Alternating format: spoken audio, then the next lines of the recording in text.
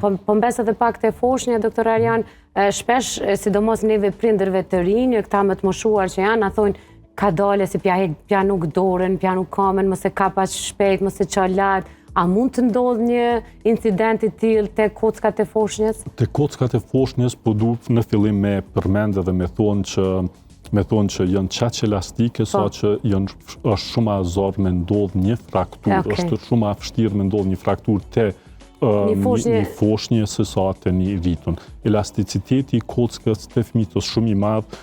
Do më thonë nuk përnu në me u thonë që keni mundësi, do më thonë është gjithmonë ka mundësi me ndodhë, duhet me pas shumë kujdes, shumë atë vrajshta janë luksacionit se sa frakturat të foshnjët 1 deri në 2 vjetë. Unë përdu me elaburu, do më në foshnjën prej 0, prej momentit tindës deri në 2 vjetë, është periudhë që, do më thonë përveç në aktin e lindjes, në këtë periudhë kohore, do më thonë ka një pjesë e kohës ku fëmija nuk fillon me hecë deri në moshën 1 vjeçare është, do të thonë, shancat shumë të vogla për me ndodhë frakturë.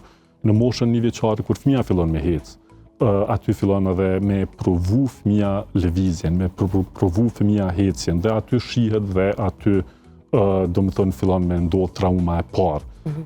Ato trauma janë kryesisht vogla, fëmijët në 1 vjet nuk janë që mund me bu shumë lëvizje, është fillimi veç ecja që mundet me ndodhë një traumë. Fatmirësia krejt kësaj është që aty nuk kena mundësi të madhe për me pas fraktura, mirë po janë gjithmonë të mundshme.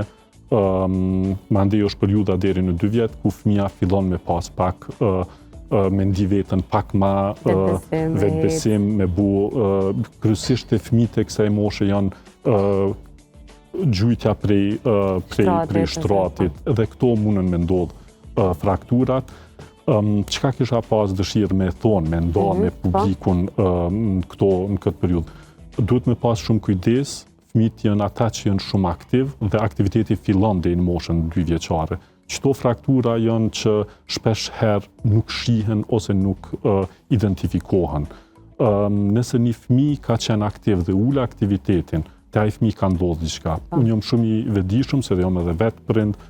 Nëse një fëmijë, do të thonë, e ul aktivitetin që ka pas dhe gjatë hecjes vrihet një diçka që fëmija do të nuk heci gjithmonë, ai ka një herë edhe nuk thot që po ndhem, ose qanë dhe thot që pi dhem, mirë po nana duhet me qenë të sigurta me pa.